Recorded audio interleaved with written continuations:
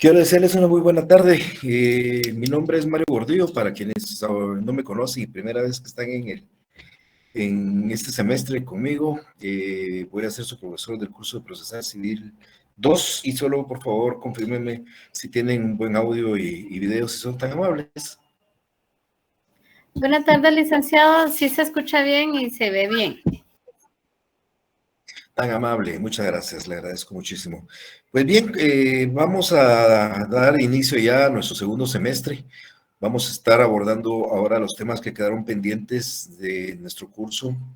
Yo no sé si hay algunas personas que están por primera vez conmigo acá que pudieran identificarse, por favor.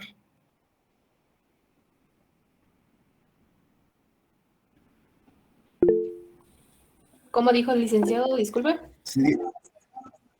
Buenas Solo tardes, preguntando licenciado. si hay estudiantes que por primera vez están conmigo en este curso. Buenas tardes, licenciado. Mucho gusto. Mi nombre es Diana Barrios. Un gusto de poder llevar su clase con usted. Bienvenida, Diana. Bienvenida. Gracias, Lili. Buenas Bueno, tardes, veo alguna mano licenciado. levantada.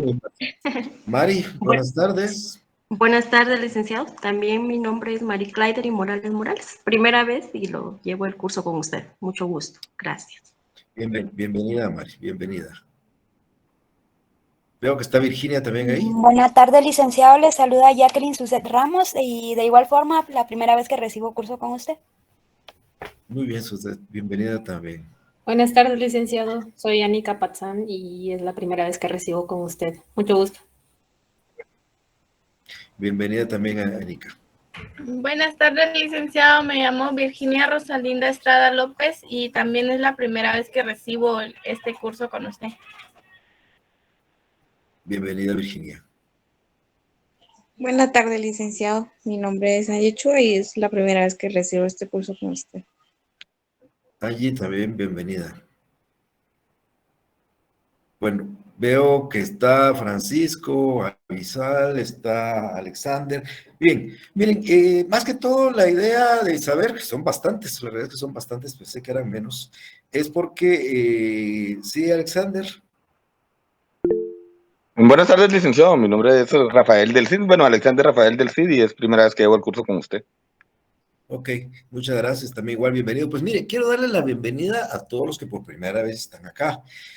Sin embargo, sí quiero recomendarles muchísimo, pero muchísimo que estén muy bien preparados en el tema de los primeros puntos del programa que aquí hemos analizado con mucha profundidad.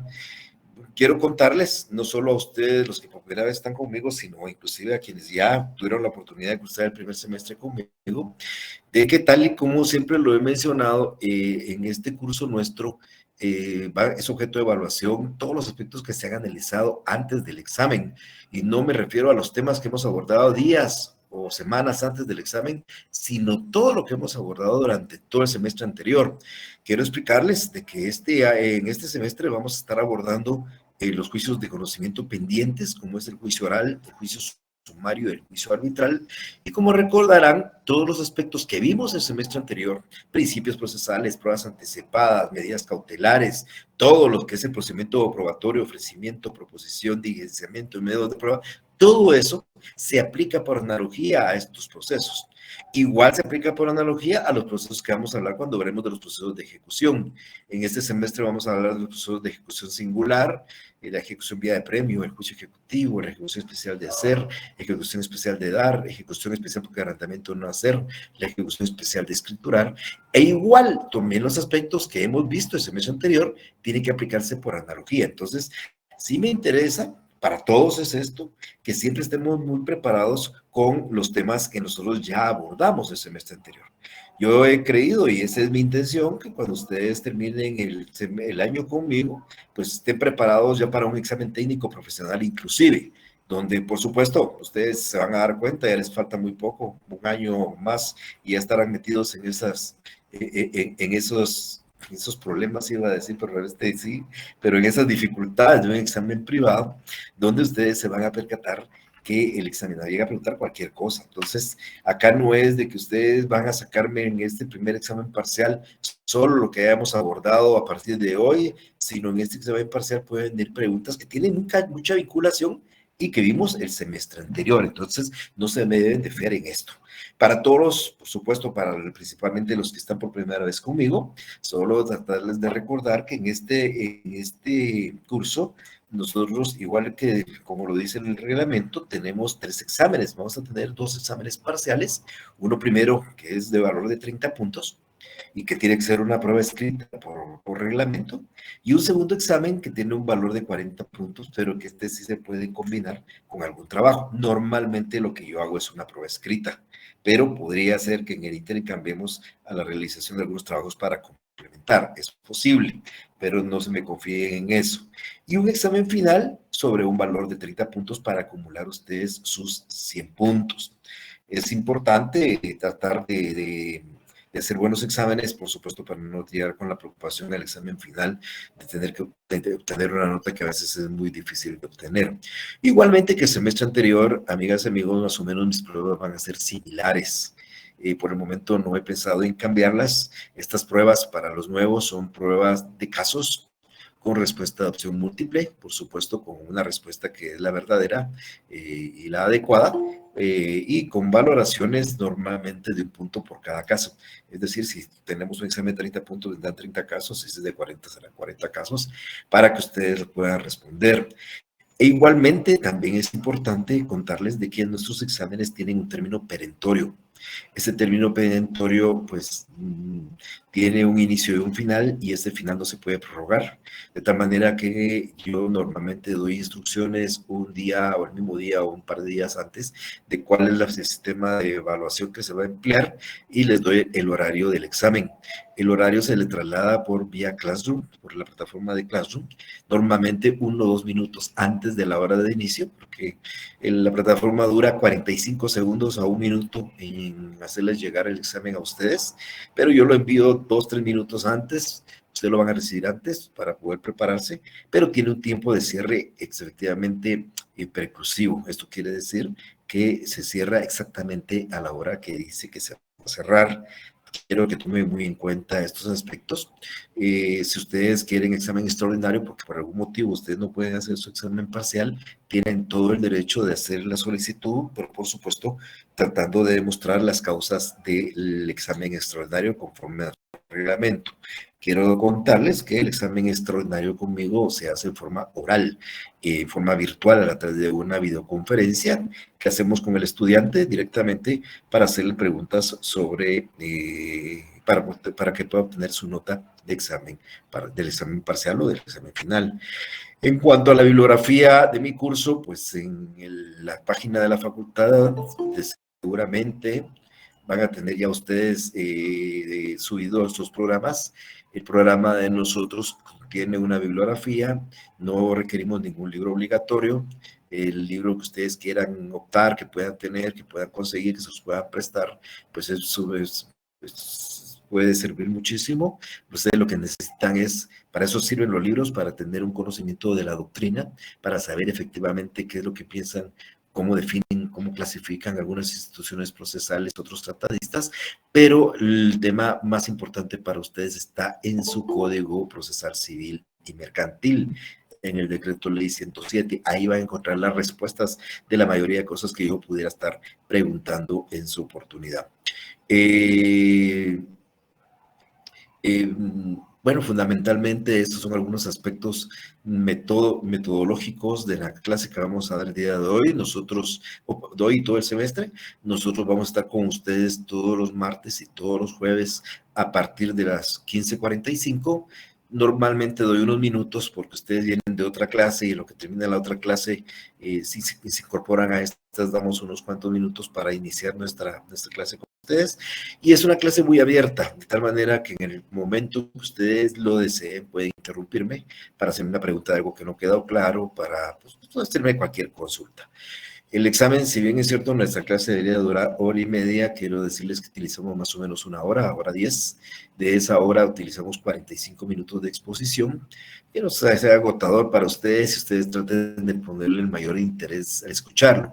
No es lo mismo poner, cerrarse y irse a tomar su vaso de agua o de repente estar viendo una película de Netflix y a la par oyéndome con sus audífonos. No va a ser exactamente lo mismo, entonces les pido y les invito a que hagan un esfuerzo de 45 minutos para compartir con nosotros la experiencia de escucharme de esta manera. Al terminar la clase el día de hoy, yo tengo una reunión con los directores de área, pero vamos a estar, despuesito de eso, trasladándoles por la vía de la plataforma de Classroom el enlace para los nuevos de la página de Facebook que utilizamos el semestre anterior y que seguiremos utilizando este año. En esa página de Facebook van a encontrar todos ustedes subido los videos de las explicaciones que yo doy en clase, pero no de la clase en particular.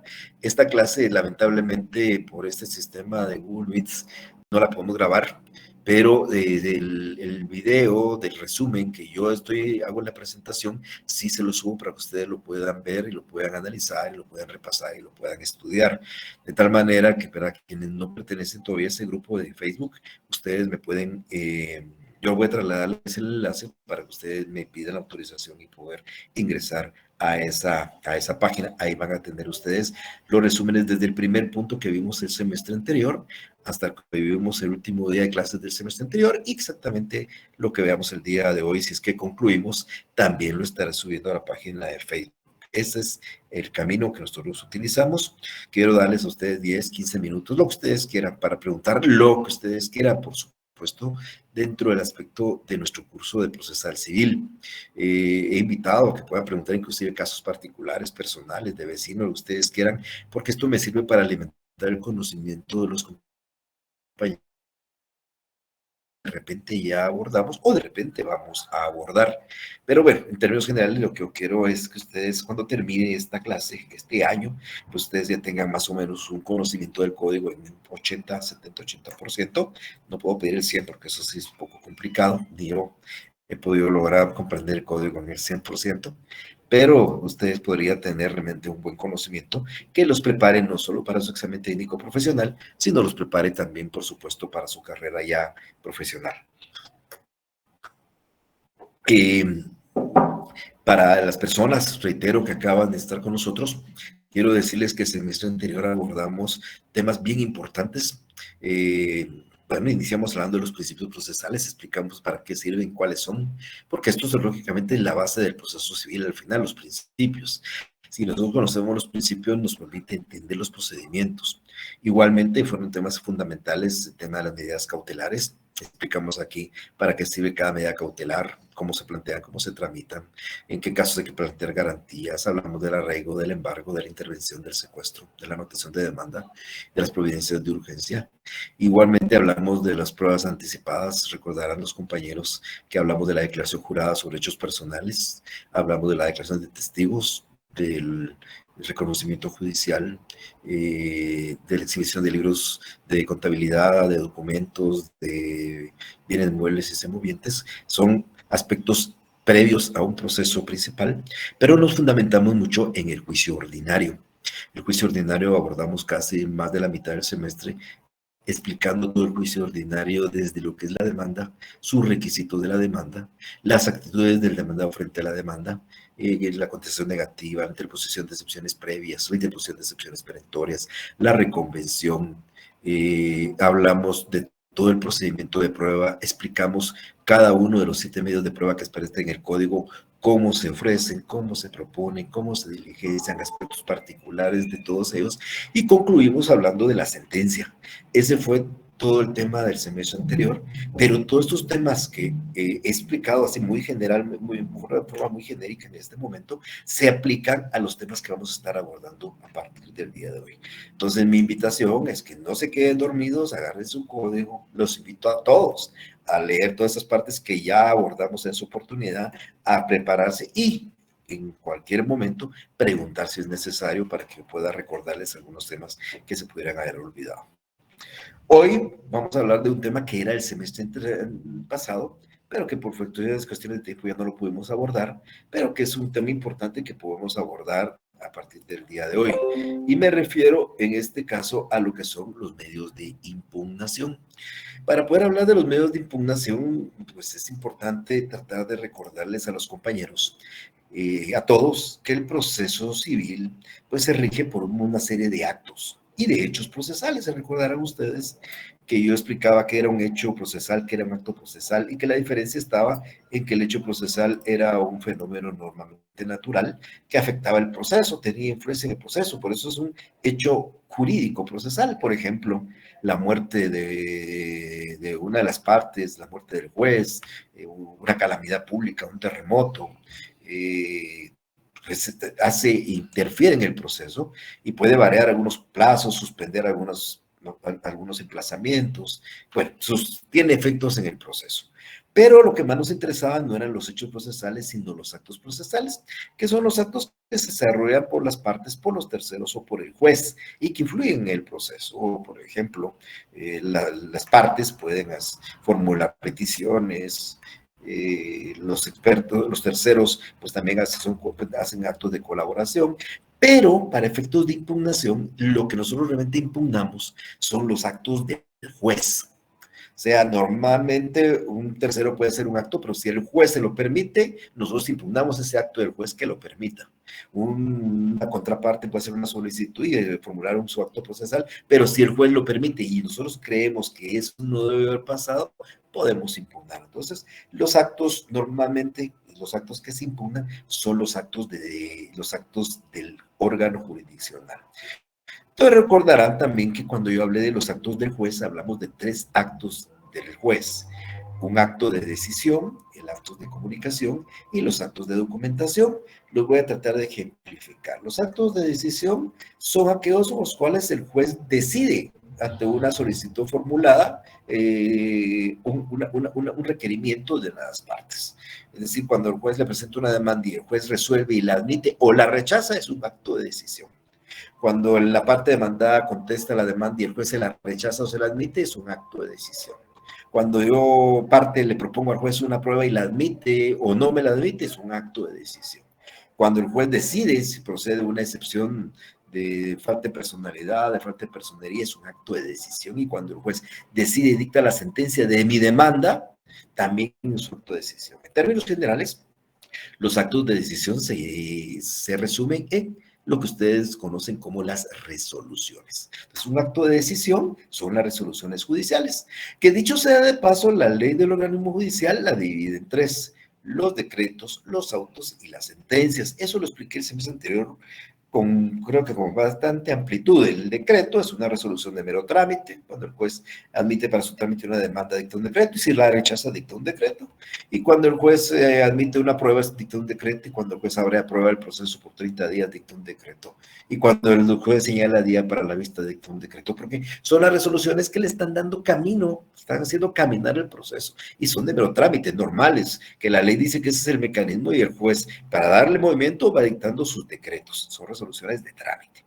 Pero dentro de las resoluciones del juez, muchas resoluciones, el juez tiene que decidir algunas controversias accesorias del proceso. Si una notificación fue bien hecha y alguien puso que estaba mal hecha, pues tiene que decidir si estuvo o no estuvo bien hecha. Si un juez es incompetente y alguien alega que es incompetente, tiene que decidir si lo es o no lo es. Si una parte plantea una demanda que ya fue juzgada en otro tribunal y se entra en una discusión de una excepción previa de cosa juzgada, pues tiene que decidir si efectivamente ya fue juzgado o no fue juzgado. Bueno, Bueno, esos son los actos de decisión del juez, pero esos actos últimos que he mencionado son motivados y los dicta a través de un auto. El auto decide asuntos accesorios de fondo, el fondo de una excepción, el fondo de una nulidad, para dar un ejemplo. Y los actos y las sentencias, pues es el acto definitivo o final del proceso con el cual el juez decide ya sobre el fondo del asunto principal. Se impugnó un documento de falsedad, el juez decide la sentencia si era o no era falso, se planteó una demanda de divorcio, el juez decide si hubo o no hubo causal de divorcio y declara o no declara el divorcio, si hubo una demanda para impugnar un testamento, el juez decide si efectivamente procede la impugnación y dejar sin efecto el testamento o el testamento es válido. Esa sentencia es un acto de decisión del órgano jurisdiccional. Y cuando nosotros no estamos de acuerdo con ese acto de decisión del órgano jurisdiccional, es cuando nosotros planteamos una impugnación. Recuerden ustedes que el juez es un ser humano y tiende a equivocarse. Y nosotros, que somos los fiscalizadores de su actividad, cuando vemos que él comete un error, según nosotros, podemos plantear una impugnación. Ahora, también existe la impugnación de otros actos del juez, no solo los actos de decisión. También podemos impugnar los actos de comunicación, que en su oportunidad explicamos que esos actos de comunicación pues son la notificación, el requerimiento, la citación, el emplazamiento. También podemos impugnarlos, como más adelante voy a explicar.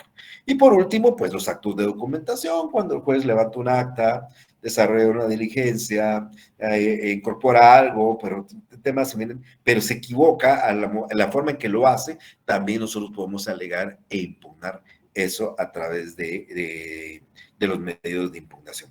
Entonces, en términos generales, como el juez es un ser humano y desarrolla actos, estos sus actos pueden ser impugnados a través de distintos medios de impugnación. Como yo les decía a ustedes, normalmente estos medios de impugnación van dirigidos a las decisiones, a los actos de decisión del juez, que son las resoluciones, pero no, eso no implica que también nosotros podamos impugnar los actos de comunicación o podemos impugnar los actos de decisión. Tengámoslo bien presente. Pero aquí, cuando expliquemos ya cada medio de impugnación, ustedes creo que van a entender y tener un conocimiento más general de lo que estoy aquí diciendo. Entonces, ¿qué elemento es un medio de impugnación? Pues, en primer lugar, esto es doctrinario, lo voy a explicar en un momento, pero realmente los medios de impugnación son dos: los remedios y los recursos. O sea, no es técnicamente viable que ustedes le digan a todos recursos. Voy a plantear un recurso de tal cosa, un recurso de tal otra. No, ese es un medio de impugnación. ¿Es un recurso o es un remedio? El término remedio es un término doctrinario. O sea, en la ley no dice remedio, pero tampoco le denomina recurso. Entonces, es un mecanismo que sirve a las partes para objetar un acto del juez. Nosotros objetamos el acto de decisión del juez, objetamos el acto de comunicación del juez, objetamos el acto de documentación del juez. ¿Por qué? Porque creemos que el mismo pues, es ilegítimo o es injusto. Legítimo muchas veces es porque no se cumplen con algunas formalidades que la ley dice, porque está en contra de las disposiciones de la ley, y es injusto a veces porque creemos que el juez de repente no toma en cuenta algo para decidir de una manera, sino decidió de otra. Y este medio de impugnación puede servir para que el mismo juez enmiende su error o para que un tribunal superior se lo enmiende. Y esa es la gran diferencia que vamos a ver entre remedio y recurso, porque el remedio es aquel medio de impugnación donde solo planteamos ante un juez para que ese mismo juez revise el acto y trate de dejarlo sin efecto porque según nosotros es ilegítimo o es injusto. O si queremos que sea un tribunal superior, entonces lo que tenemos que plantear es un recurso, si es lo que procede, para que un tribunal superior sea el que revise ese acto del juez. Entonces, ahí vamos a encontrar la gran diferencia, pero en términos generales, cuando hablemos de un medio de impugnación, tenemos de decir que es un recurso o un remedio procesal que utilizan las partes para objetar un acto del órgano jurisdiccional, con el objeto de que este órgano jurisdiccional o el superior pueda corregir el error o lo injusto del fallo que nosotros estamos impugnando. De tal manera que nosotros vamos a ver en el código, y así lo vamos a clasificar, y el código lo clasifica, pero reitero, no con la palabra remedio, dos clases de impugnaciones. Uno le denomina remedio procesal y al otro le llama recurso procesal. Son cosas muy distintas, por eso les digo, no confundamos cuando hablemos siempre nosotros de recursos, porque puede ser un recurso, pero puede ser un remedio. Y la diferencia entre uno y otro, pues es lo que vamos a explicar. En primer lugar, los remedios procesales son medios de impugnación de carácter horizontal. Yo quiero que ustedes visualicen el proceso. Piensen ustedes que el proceso es más o menos como la línea que estoy marcando en este momentito ahí en la pantalla, esta linita recta donde dice rebajo medios de impugnación. Ese es el proceso que lo conoce un juez desde la demanda y lo va a seguir hasta acá, hasta que dicte la sentencia. Pero en el ínterin, alguien plantea una impugnación, que es un remedio procesal. ¿Por qué es de carácter vertical? Porque el remedio procesal se plantea ante el juez que cometió no solo la injusticia o la ilegalidad, para que el mismo juez resuelva o enmiende el error que se ha cometido. Por eso se le llama remedio procesal y por eso se dice que es de carácter horizontal, porque no se eleva, no sube, no va a un superior, sino lo conoce el mismo juez. Entonces, es de carácter no devolutivo, porque lo único que son devolutivos son los recursos, que es que se elevan a un tribunal superior y este tribunal superior lo devuelve al tribunal inferior. Cuando hablemos de la apelación, yo planteo una apelación, hay que subirlo al tribunal de segunda instancia, y el tribunal de segunda instancia resuelve, dicta la resolución y luego se lo devuelve al juzgado de primera instancia. Y cuando hablamos de una casación, pues una sentencia dictada por un tribunal o una sala, se eleva a la Corte Suprema, la Corte resuelve y luego se lo devuelve a la sala. Por eso esos son de otro carácter vertical. Pero el remedio procesal es de carácter horizontal y no es devolutivo y se interpone después que dictó la resolución a efecto de que él mismo revise su fallo y se retracte de dicho fallo. Esa es más o menos la idea del remedio procesal. En el Código Procesal nosotros encontramos, por lo menos, digo por lo menos porque hay uno que por ahí podríamos también incluir, pero encontramos 5 remedios procesales. Vamos a hablar nosotros de la aclaración, vamos a hablar nosotros de la ampliación, a hablar de la revocatoria, de la reposición y de la nulidad. Esto creo que lo vamos a abordar el día de hoy. Para que ustedes más o menos quede claro para qué sirve cada uno de estos remedios procesales, pero que quede claro, amigas y amigos, esos 5 que ustedes tienen en la pantalla son de carácter vertical y no devolutivo. Significa que esta aclaración la planteo ante el juez que dictó la resolución para que él lo aclare, la ampliación para que él mismo la amplíe, la revocatoria para que él mismo la revoque, la reposición para que ellos mismos la repongan y la nulidad para que el juez declare nulo el acto. El mismo juez, por eso son remedios procesales, porque no van a un tribunal superior, porque lo conoce el mismo juez, son de carácter vertical y no devolutivos. Pero bueno, eso lo vamos a explicar en unos segundos más adelante. En el caso del recurso procesal, contrario al remedio procesal, este sí es de carácter vertical, por lo mismo que mencionaba hace unos segundos. Quiere decir que el juez que lo conoce lo eleva al tribunal superior para que éste revise el fallo y lo retorne y lo devuelva al tribunal inferior. Por eso dice, son medios de impugnación de carácter vertical, de carácter devolutivo, y se interponen para que un tribunal superior a aquel que dictó el fallo lo revise y una vez resuelto, lo devuelva al órgano jurisdiccional de origen. Estos son más o menos la idea de un recurso. Entonces, la diferencia entre el remedio y el recurso es que el remedio lo conoce el mismo juez, por eso es de carácter vertical no devolutivo, y el recurso lo conoce el tribunal superior, es de carácter vertical, el primero es horizontal, este es vertical, de carácter devolutivo. En el Código Procesal Civil, pues la doctrina clasifica los recursos en 2, recursos ordinarios y recursos extraordinarios. Es oportunidad voy a explicar por qué uno le llaman extraordinario y el otro es ordinario, pero en términos generales, lo extraordinario de un recurso es que lo conoce la Corte Suprema de Justicia.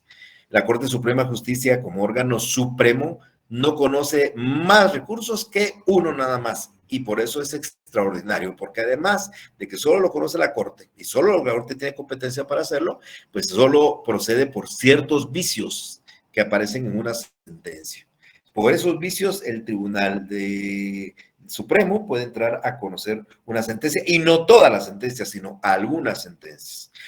Y lo ordinario, pues es el normal, el que ustedes ya seguramente conocen, que han oído mencionar, es típicamente la apelación. Pero bien, esos son doctrinariamente los dos recursos, ordinarios y extraordinarios, y cuando ya los hacemos y los encajamos dentro del Código Procesal Civil y Mercantil, pues el código establece que el ordinario es la apelación y el extraordinario es la casación. Entonces, en términos generales, dos recursos hay, apelación y casación. Los dos de carácter vertical y de carácter devolutivo, que deben ser conocidos por un tribunal superior.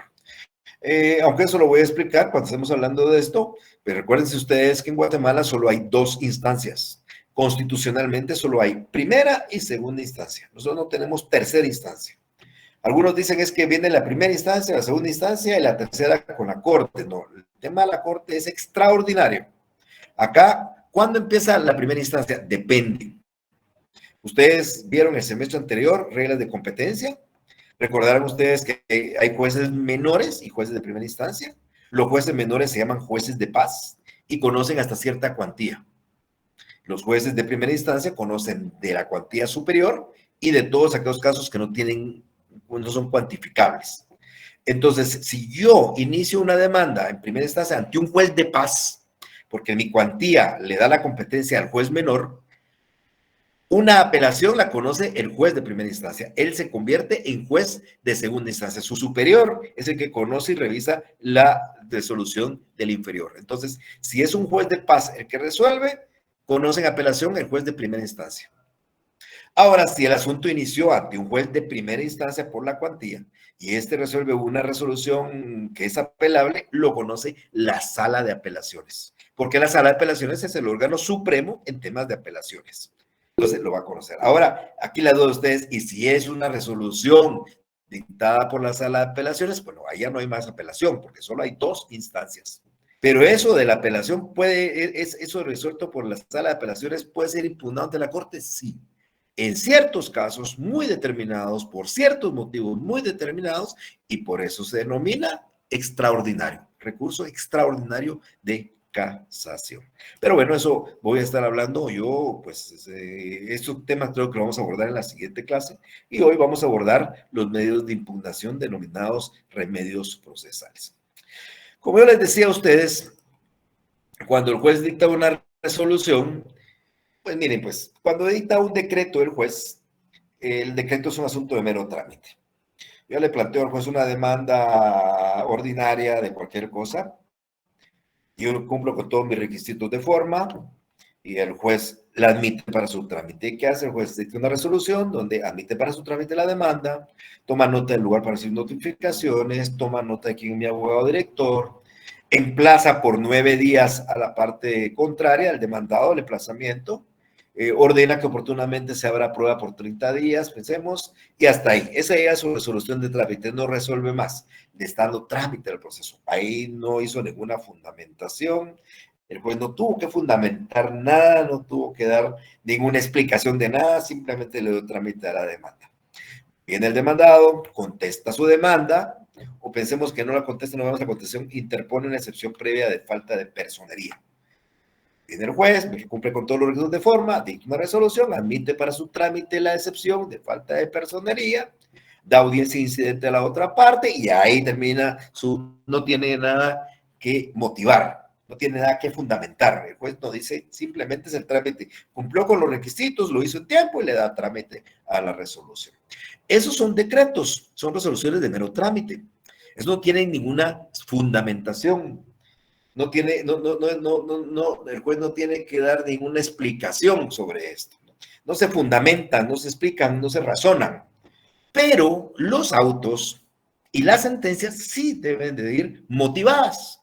Si ustedes recuerdan un auto, normalmente los autos dicen, tiene a la vista para dictar, para resolver la excepción de falta de personería. Y dice, considerando que procede las excepciones de falta de personería, considerando, y el juez, sus considerandos, motiva las razones por las cuales declara o con lugar o sin lugar esa excepción.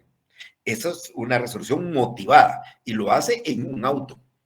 Y no hace lo mismo y por supuesto con mayor énfasis cuando dicta una sentencia. Porque cuando el juez dicta la sentencia tiene que motivar las razones por las cuales declaró con lugar la pretensión o sin lugar la pretensión del actor. Imagínense ustedes, yo trato de explicar esto, por supuesto no tiene ninguna relación, pero es por dar una explicación. Yo, mi hija, tengo 2 hijos abogados, la hija mayor es abogada, entonces mi hija mayor me decía a veces, mira papá, voy a ir hoy a una fiesta, un día viernes. No vas. ¿Y por qué no? ¿Por qué no? Esa era mi explicación. Y si ustedes dicen, ¿y por qué no? Simplemente ¿por qué no? Eso realmente viene a ser una actitud represiva. Es decir, estamos actuando simplemente porque tenemos el poder y simplemente no queremos. Y me decía ella, mira papá, pues si sos abogado, motívame las razones por las cuales no voy a ir. Quería una explicación. Entonces, pero tiene razón, entonces tengo que explicarle, mira, mi amor, no quiero que vayas, es peligroso, pero para ocasiones que siempre se iba, pues, pero ya no tiene nada que ver, pero yo motivaba. Y el juez hace lo mismo, cuando ustedes les dicta una resolución de fondo, el juez no dice, se declara con lugar la excepción tal, y ustedes, ¿y por qué? No dice por qué, tiene que decir por qué, su motivación, su fundamentación, y lo mismo en las sentencias. Entonces, cuando ese auto o esa sentencia, su fundamentación no es clara, los términos no son muy claros, son confusos, son ambiguos, son oscuros, yo puedo pedir que se aclaren. Yo recuerdo una sentencia de un juicio sumario de desocupación donde la demanda era planteada por decirles algo para sacar a alguien, desahuciar a alguien de una dirección, voy a inventarla, Primera Avenida 1240 de la zona 1. Ese era el inmueble que había que desocupar. Y cuando el juez dictó la sentencia, puso exactamente la dirección, pero no le puso zona 1, sino zona 11. Se equivocó por letras. Pero no es lo mismo. O sea, esa sentencia ya no es clara. Esa sentencia ya no es precisa. Es incoherente inclusive con lo que estamos demandando. Si yo no planteo nada y la sentencia queda firme, ¿cómo hago para ejecutarla? Cuando se ordena ir a lanzar a la zona 11, que así dice la sentencia, cuando yo pretendía que fuera a la zona 1. Yo leo bien mi sentencia y como veo que hay algo contradictorio ahí, le pido al juez que lo aclare. Para eso sirve la aclaración. Mire, usted su motivación, y quiero que me aclare por qué la zona 11 si es la zona 1. Y el juez le va a dar trámite la aclaración y va a ordenar que se aclare y va a decir, no, no es la zona 11, sino es la zona 1. Y ya aclaró mi sentencia que voy a poder ejecutar. Entonces, este medio de impugnación solo procede contra los autos y las sentencias porque son los únicos que son motivados y que pueden tener términos oscuros, ambiguos o contradictorios, no coherentes con el proceso. Esta aclaración, amigas y amigos, hay que plantearla dentro de las 48 horas de que hayan sido ustedes notificados del auto o de la sentencia. Aquí dije sentencia porque también las sentencias son motivo de la aclaración. Yo lo expliqué con un auto, pero pudo haber sucedido con una sentencia, porque son las resoluciones, reitero, que llevan una motivación, una justificación, un razonamiento, una fundamentación. Importante que el tema de las 48 horas, porque me puede traer usted la inquietud de que a usted le notifican hoy un auto, hoy a las 10 de la mañana, y usted tendría entonces hasta pasado mañana a las 9:59 para plantear su aclaración. Para el efecto les aclaro, así funcionan los términos cuando son por horas, así. Pero la ley del órgano judicial en relación a impugnaciones dice que el plazo comienza a contarse a partir del día siguiente. Entonces, si ustedes le notifican hoy una aclaración, perdón, un auto o una sentencia que pide su aclaración, tienen la posibilidad de plantearlo mañana e inclusive pasado mañana hasta la última hora hábil del tribunal. Cuando la aclaración se interpone en tiempo, el juez le da audiencia por 2 días a la parte contraria y con su contestación o sin su contestación, el juez debe de resolver si procede a aclarar o no procede a aclarar la sentencia o el auto. La ley no dice exactamente el tiempo, normalmente son 3 días para dictar esa resolución, ordenando si se aclara o si no se aclara la sentencia o el auto, que nosotros creemos que debió de ser más clara, por ejemplo.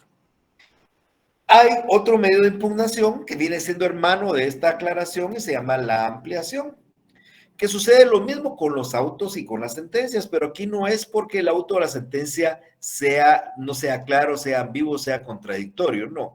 Aquí normalmente es porque los fallos deben ser congruentes con las constancias procesales. Yo planteé una demanda, amigos, X demanda, ordinaria, sumaria, oral, cualquiera, y yo le pido al juez en mi sentencia que declare tres cosas, A, B y C. El juez, cuando resuelve el proceso de la sentencia, debe de considerar las tres cosas, A, B o C. No quiere decir que me declare con lugar. Puede ser que el juez diga, y en relación a A se declara sin lugar, y en relación a B se declara sin lugar, y en relación a C también se declara sin lugar. Pero tiene que entrar a analizar y explicar las razones por las cuales declara. Pero sucede que se le olvida al juez y solo resuelve sobre A y B, pero no resuelve sobre C. Entonces, cuando el juez deja de resolver sobre un aspecto que debió haber resuelto, es cuando nosotros podemos plantear este remedio procesal que se llama ampliación. Y es con el objetivo de que el juez amplíe al punto que creemos nosotros que tuvo que haber resuelto y que omitió. Puede haber sido por error, por olvido o por lo que sea, pero nosotros creemos que tuvo que haber resuelto sobre ese tema. Entonces, para eso sirve la ampliación. También va contra autos y contra las sentencias porque son las decisiones de fondo. Similar a la ampliación, perdón, a la aclaración, la ampliación también se interpone en 48 horas, el trámite es exactamente el mismo. Si se dan cuenta, se interpone en 48 horas de notificado el auto o la sentencia, y una vez hecho en tiempo eso, el juez le da audiencia por 2 días a la otra parte, y transcurrido ese plazo, el juez dicta una resolución, ya sea ampliando o no ampliando el auto o la sentencia. El juez puede decir, y en consecuencia se amplía el auto en este sentido, se amplía la sentencia en este sentido, o simplemente decir que no hay nada que ampliar a criterio del juzgador. Para eso sirve la ampliación. Y si vemos, estos dos medios procesales son remedios porque se plantea ante el mismo juez para que sea el mismo juez el que aclare o el mismo juez que amplíe el auto o la sentencia.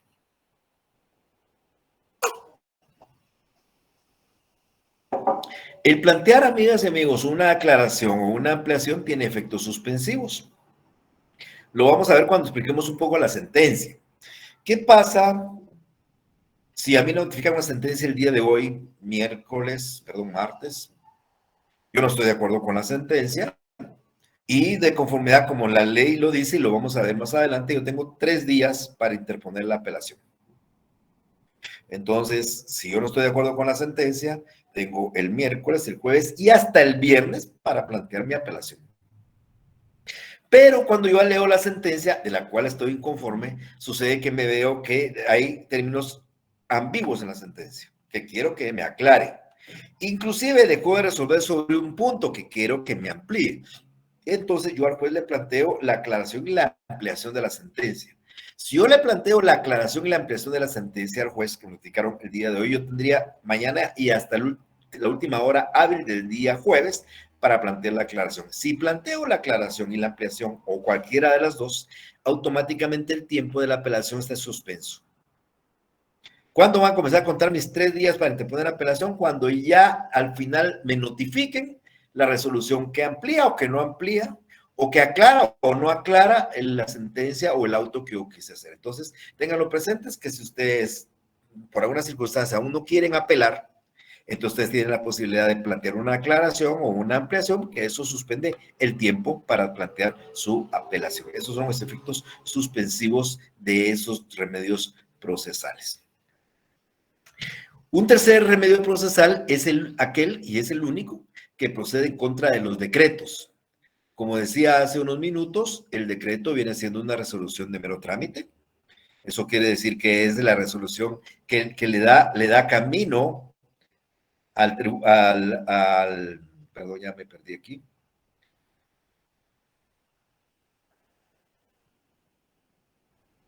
Aquí estamos. Es el único medio de impugnación que procede en contra de las resoluciones de mero trámite. El juez ordena que se abra prueba del proceso por 25 días. La ley dice que son 30. Eso no es posible. El juez no puede abrir a prueba del proceso por 25 días. Y sin embargo, dictó una resolución de trámite ordenando abrir a prueba del proceso por 25 días. Yo le planteo la revocatoria. Diciendo, señor juez, el proceso tiene que abrirse por 30, no por 25. Revoque eso, deje sin efecto esa resolución y ordene que sea por 30. El juez ordena mi rebeldía. Sucede que yo tenía 9 días para contestar la demanda, esos 9 días se vencen el viernes, sin embargo la otra parte se adelantó y le planteó mi rebeldía y el juez no contó el tiempo que había tenido desde que había sido notificado y decretó mi rebeldía. le planteo una revocatoria contra la resolución para que deje sin efecto esa rebeldía. Entonces, la revocatoria va en contra de las resoluciones de mero trámite que son dictadas por ese juez y tiene como finalidad, pues, que se deje sin efecto esa resolución de trámite y se dicte la que en derecho corresponde.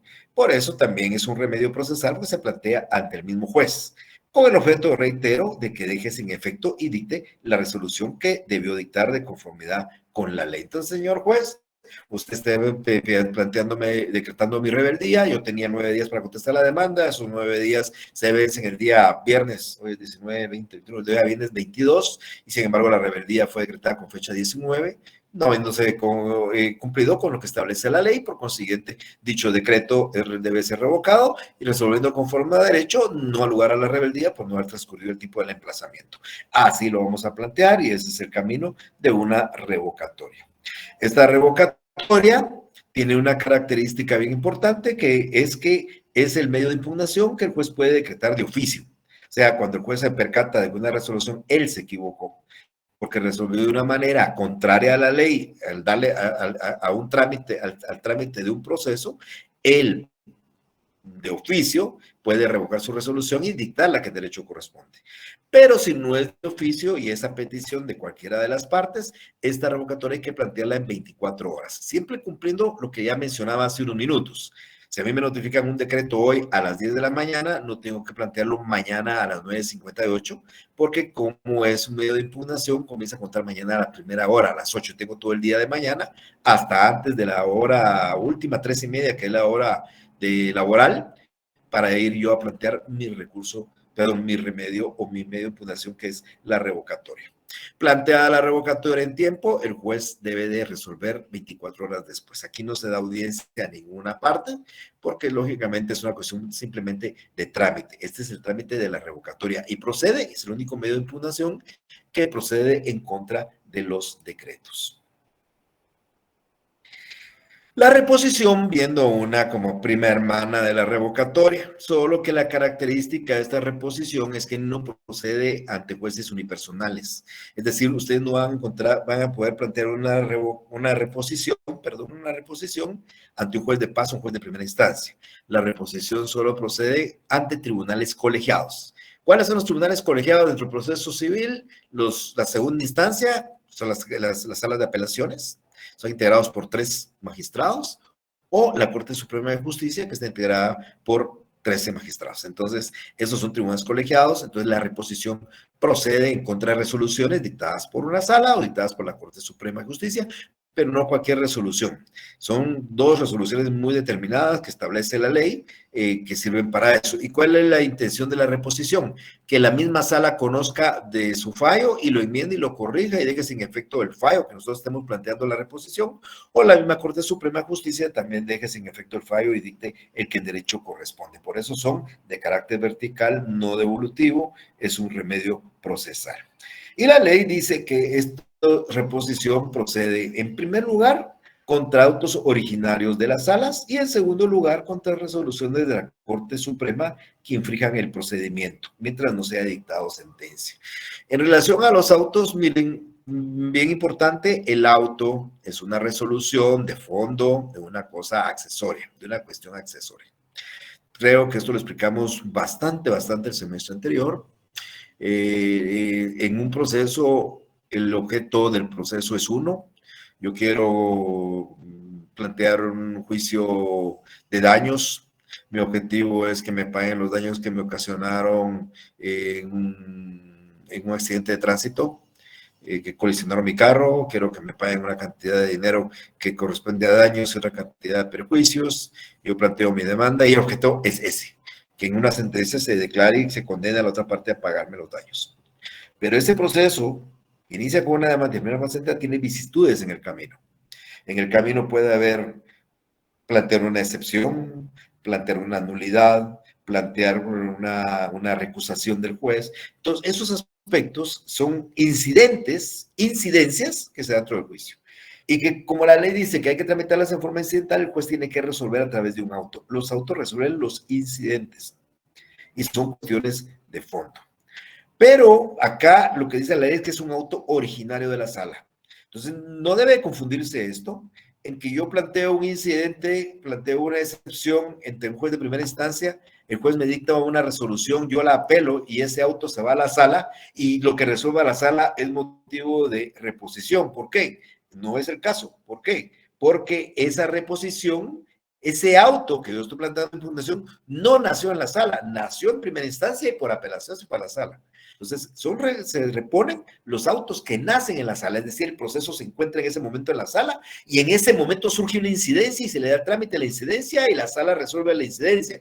Ese auto que resuelve la incidencia es la que procede, contra la que procede la reposición. ¿Para qué? Para que la sala enmiende el procedimiento y cambie su decisión. Y en relación a la Corte Suprema de Justicia, pues son cualquier resolución en que nosotros creamos que infringe el procedimiento. Casi diría yo, resoluciones que dicta la Corte en el trámite de los procesos que la Corte conoce, donde creemos nosotros que se confundió y podemos pedirle la reposición para que la misma Corte enmiende y cambie su decisión. Esto siempre y cuando aquí no se haya dictado sentencia. Entonces, son dos resoluciones las que son susceptibles de reposición y son de tribunales colegiados, uno de la Sala de Apelaciones, sus autos originarios, y otra de la Corte Suprema de Justicia, en el caso muy particular, resoluciones que infrinjan el procedimiento. Entonces, en términos generales, la reposición es ese remedio procesal de carácter horizontal, no se eleva a ningún lado, lo conoce la misma Corte o la misma Sala de Apelaciones, por ende no es devolutivo, que se plantea para determinadas resoluciones, autos originarios de salas o resoluciones de la Corte donde definen el procedimiento, dictadas por tribunales colegiados, Sala de Apelaciones o Corte Suprema de Justicia, con el objeto de que ellos mismos revisen su resolución y emitan la que según nosotros debieron de haber dictado. Para eso sirve la reposición. El trámite de esta reposición, al igual que la revocatoria, no es el mismo trámite, pero la interposición es en 24 horas. O sea, una resolución debe plantearse en 24 horas, la reposición. Y de esa solicitud se le va a dar audiencia por 2 días a la otra parte y se va a resolver en 3. Este es el trámite de la reposición.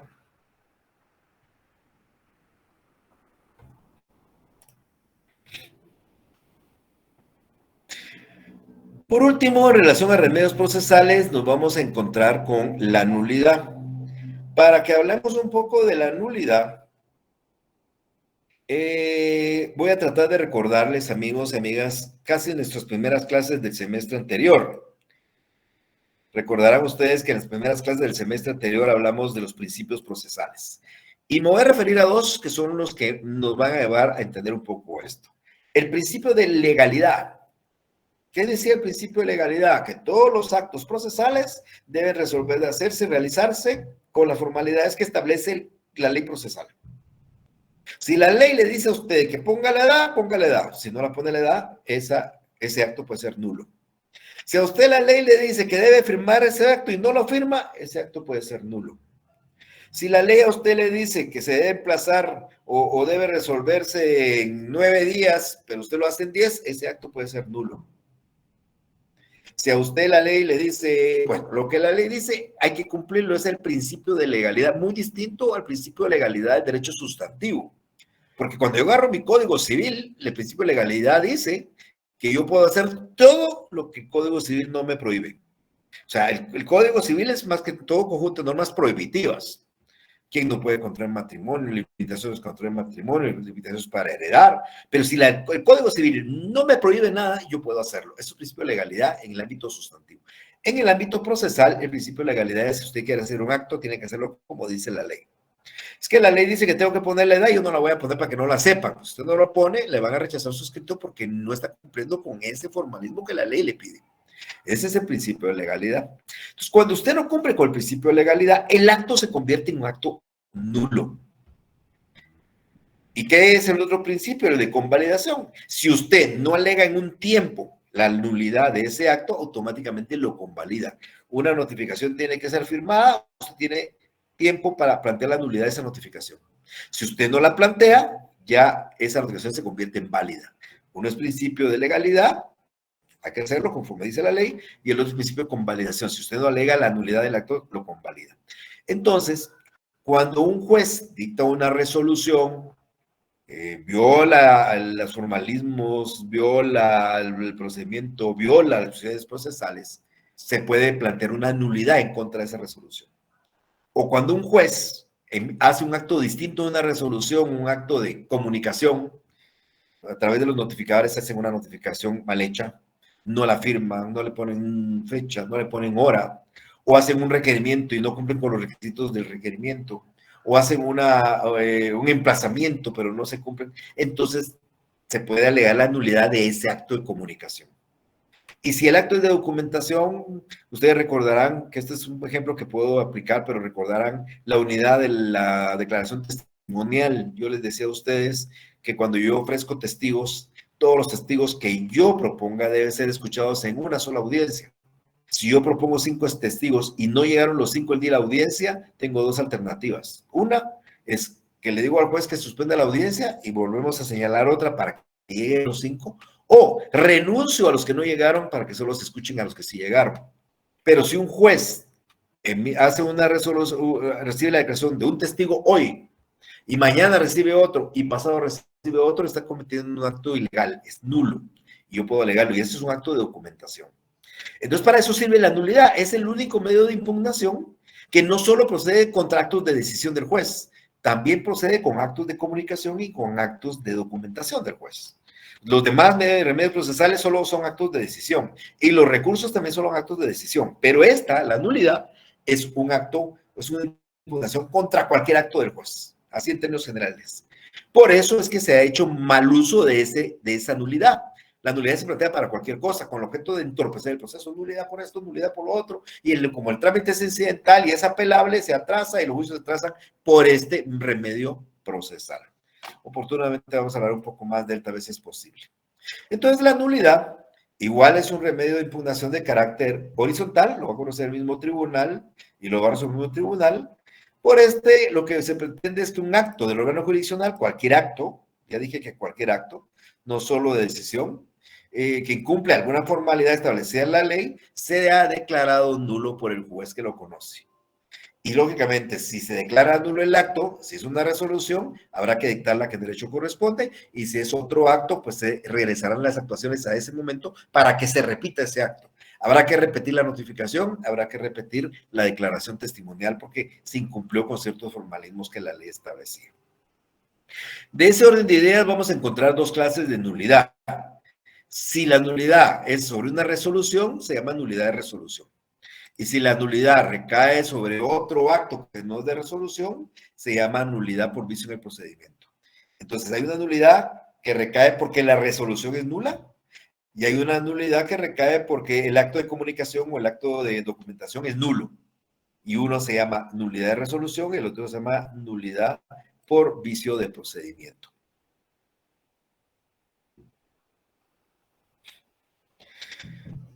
Como les decía, si la nulidad es por violación de ley o por resolución, porque cayó la infracción en una resolución, cuando nosotros planteamos la nulidad, el juez debe de dejar sin efecto la resolución y dictar la que en derecho corresponde. Esa es la finalidad del recurso de nulidad.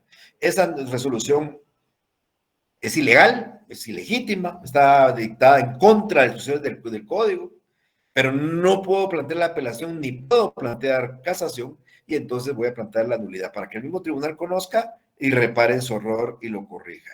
Es una nulidad por violación de ley o nulidad de resolución.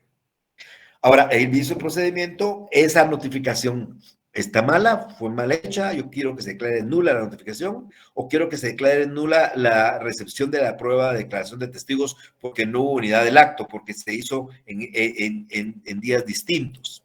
Si el juez declara con lugar la nulidad de la notificación, va a ordenar que se repita la notificación. Y si es la nulidad de la declaración de los testigos, va a ordenar que se repita el acto de la declaración testimonial. Esos son los efectos de la nulidad por vicio en el procedimiento. ¿Cuál es el trámite de la nulidad? Pues es un trámite incidental. Primero, ya dije yo que la nulidad hay que plantearla en cierto tiempo, no había dicho el tiempo. Para que un acto no quede convalidado, es necesario que ustedes aleguen su nulidad dentro de los 3 días siguientes. Si fue un acto de una resolución, 3 días después de la notificación. Y si fue de otro acto, desde el momento que ustedes conozcan de ese acto. Ustedes estuvieron presentes en la diligencia de la declaración de testigos, vieron que ahí se cometió el error, ustedes tienen 3 días a partir de haber estado presentes. A ustedes les notificaron hoy llegó la notificación sin firma, ustedes tienen 3 días. Si es una resolución, pues 3 días después de que le notifiquen esa resolución, tienen ustedes para ver. Si transcurridos los 3 días no se impugna de nulidad, ese acto queda convalidado. Ese es el efecto de la nulidad cuando no se plantea. Pero bien, miren, ahora ya nos toca hablar de la apelación. Yo voy a dejar a mitad de la exposición y de la presentación la clase del día de hoy, pues para que, como les decía, tratemos de que hablemos unos 45 minutos, tengan ustedes unos 10, 15 para hacer preguntas, y bueno, no sea esto realmente una cuestión muy cansada. Esta clase de la apelación y la casación la vamos a ver el día jueves, y ahorita les dejo a ustedes en el uso de la palabra para que me pregunten lo que ustedes quieran. Puede ser de la clase del día de hoy, puede ser sobre las cosas que mencioné en mi exposición de clase, o puede ser, si ustedes creen conveniente, también puede ser sobre puntos que nosotros ya hemos abordado. Así que quedan ustedes en uso de los micrófonos. Liz, disculpe, ¿podría repetir la definición de la nulidad por vicio de consentimiento? Nulidad por vicio en el procedimiento es, José Guillermo, ¿eh? Nulidad por vicio en el procedimiento, no en el consentimiento. Pero bien, no, yo lo he entendido, ¿eh? Vamos a ver. El proceso se rige por actos del juez. El juez dicta resoluciones, pero también el juez comunica las resoluciones a través de los notificadores. También el órgano jurisdiccional documenta todos los actos del proceso. Él levanta actas cuando hace una declaración, hace un reconocimiento judicial. Para todos esos actos procesales existen normas en el Código Procesal que hay que cumplir. Yo les decía, por ejemplo, la nulidad, si el acto de la declaración testimonial no se hace en el mismo día. Es imposible, José Guillermo, que usted reciba testigos de una parte, 2 hoy, 2 mañana, porque entonces tiene que haber una separación. Si no, esos testigos mañana van a ir a contar que dijeron los testigos, a escucharlos en el mismo día a todos. Pero si el juez se le ocurre escuchar 2 hoy, 2 mañana, eso ya es un acto nulo. Pero no es un acto nulo de una resolución, es un acto nulo del procedimiento, como lo hizo el juez. Porque el juez no dictó una resolución, simplemente lo que hizo fue levantar un acta hoy de declaración de 2 testigos y mañana otros 2. Ese acto es nulo porque la ley obliga a que sea el mismo día. Entonces, eso es un acto nulo del procedimiento. Un notificador llega ahí con usted a notificarle, le deja la cédula de notificación y pues usted la mira, no dice el día ni dice la hora. Y usted acaba de recibirla y la ley dice que las notificaciones tienen que llevar día, hora, le firma el notificador.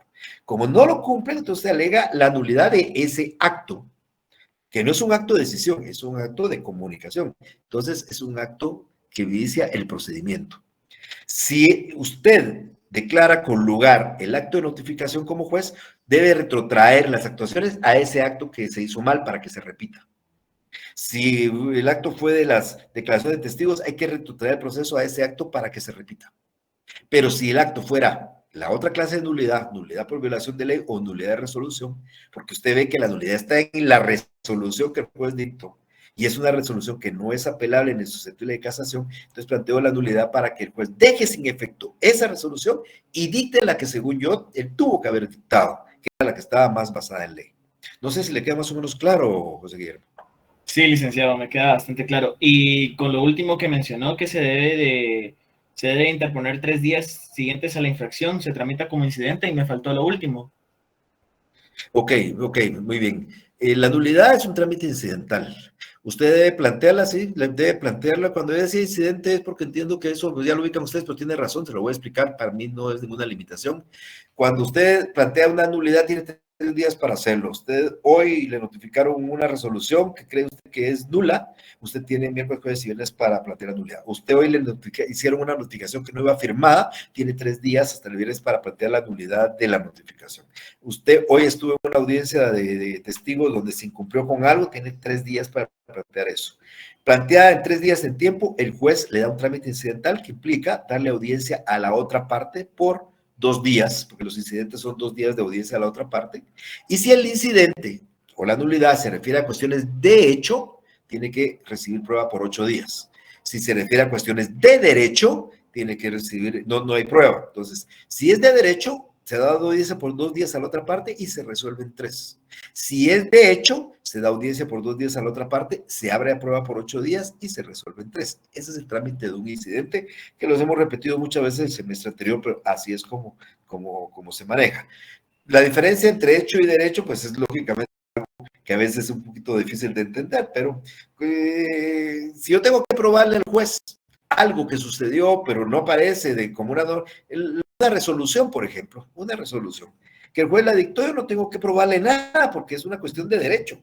El juez resolvió algo y cumplió el artículo tal y es una cuestión de derecho, eso se recibe prueba. El juez da audiencia por 2 días y resuelve 3. Pero si, por ejemplo, la nulidad es por alguna cuestión, ¿qué explicarle? Nulidad porque notificaron en mi casa que yo no vivo ahí o no existe esa dirección de la casa donde notificaron y puedo probarlo. Entonces es una cuestión de hecho. Yo le pido al juez la nulidad de notificación aduciendo que se notificó en una casa que no existe. Y en esos 8 días habrá que probarle al juez que la casa no existe. Entonces es una cuestión de hecho. Ahí hay que abrir la prueba por 8 días y resolver 3 días después. ¿Me quedará más o menos claro, José Guillermo? Sí, licenciado, muchas gracias. Ok. Betsy creo que había levantado la mano por ahí. Buenas tardes, licenciado, con una consulta. ¿El curso de hecho puede ser considerado un medio de impugnación o en qué plan quedaría? Bueno, ese era exactamente el caso que yo le decía a usted que no lo ponía dentro de estas clasificaciones. Mire, pues el ocurso de hecho viene siendo, no está dentro de los remedios procesales porque tiene una cuestión muy sui generis. El ocurso de hecho, para que sepan los compañeros, se da cuando un juez niega la apelación. Cuando un juez le dice a alguien no le doy la apelación por cualquier motivo, porque cree que fue extemporánea, porque le faltó un requisito X, por lo que sea. Entonces no le da la apelación. Entonces nosotros recurrimos ante el Tribunal Superior a explicarles de que el tribunal analiza, pide el expediente y si cree que tenemos toda la razón, le ordena al juez que envíe el expediente y otorga la apelación. Entonces, viene siendo como una especie muy sui generis, porque no es horizontal, no es vertical, es una cuestión muy especial y muy particular, pero si usted me pide que lo encuadre en algún lado, yo lo encuadraría en una especie de recurso, o sea, de alzada. ¿Por qué? Porque este juez no me quiso otorgar, entonces tengo que irme al superior para pedirle al superior que le ordene al inferior que le mande el expediente para que ellos revisen si las razones o los motivos por los cuales no dio la apelación son verdaderos, porque si no lo son, el otro tribunal va a ordenar que va a entrar a conocer una apelación que yo interpuse en tiempo. Pero es muy sui generis, entonces por eso no lo involucro en esto, pero en cualquier momento, si habría que hacerlo por las características muy especiales que tiene, pues habría que ponerlo como una impugnación de alzada. Ok, muchas gracias, licenciado. Y otra cosa donde también me perdí un poco fue en el efecto suspensivo de la declaración y la ampliación. No sé si me podría volver a explicar, es que sí me perdí un poco. Perdón, ¿qué se perdió de ampliación de aclaración? El efecto suspensivo. Los efectos suspensivos, perdón, sí. Mire, lo que trataba de explicar es que contra una sentencia y un auto, la mayoría de autos, no todos, pero sí todas las sentencias, cabe la apelación. O sea, el recurso ordinario para que usted vaya en alzado al Tribunal Superior porque está en contra de un auto o una sentencia es su apelación. Lo normal es que usted plantee una apelación. Pero la ley le permite a usted pedir la aclaración, la ampliación de ese auto, de esa sentencia. Entonces, para dejar claro esto, porque usted tendría que plantear una aclaración, una apelación en 48 horas y la apelación en 3 días. Entonces, usted tendría que plantear mañana y pasado la aclaración y el viernes la apelación. Pero todavía esa sentencia realmente no está debidamente terminada, porque todavía hay alguien que pide que se aclare o que se amplíe. Entonces, cuando usted plantea una aclaración mañana o el jueves, automáticamente se suspende el tiempo que tiene usted para plantear la apelación. Se va a esperar usted a que le den el trámite a su aclaración, a su ampliación, será 1 mes, 2 meses, 3 meses, no sé cuánto. Y cuando a usted le notifiquen y le diga el tribunal, sí, con lugar la ampliación y se amplía, o no, sin lugar la ampliación y no se amplía, o sí con lugar la aclaración y se aclare, o no se aclare, cuando usted le notifiquen ese, a partir de ahí, usted tiene 3 días ya para plantear su apelación. O sea, la aclaración y la ampliación suspenden los 3 días que usted tenía desde el momento que le notificaron la sentencia para plantear la apelación, porque se va a tener que ir a esperar la aclaración o la ampliación para que esos 3 días comiencen a contar. Esa es más o menos la idea, Betsy, de los efectos suspensivos de la aclaración y la ampliación. Muchas gracias, licenciado. Entonces, hasta que la sentencia no esté clara o amplia, realmente no es sentencia y por lo mismo es que no corre el plazo para la interposición del recurso de apelación. Correcto, Betsy, correcto, así es, así es. Muchas gracias, licenciado, muy amable. A usted, Betsy, muchas gracias por su pregunta. ¿Alguien más? Bueno, entonces, no habiendo más dudas ni inquietudes, vamos a dejar la clase acá. Nosotros nos vamos a ver el día jueves. Más tardecito yo estoy trasladándole para los nuevos el enlace de la página de Facebook para que se puedan incorporar ahí, tengan algunos documentos que sirvieron el semestre anterior y les pueda permitir analizarlos, estudiarlos o repasar. Y bueno, cualquier comunicación pues la tendremos a través de la plataforma de Classroom. Esa plataforma es la que vamos a utilizar nosotros para trasladar los exámenes parciales y finales. Tengan una feliz tarde. Nos vemos el jueves.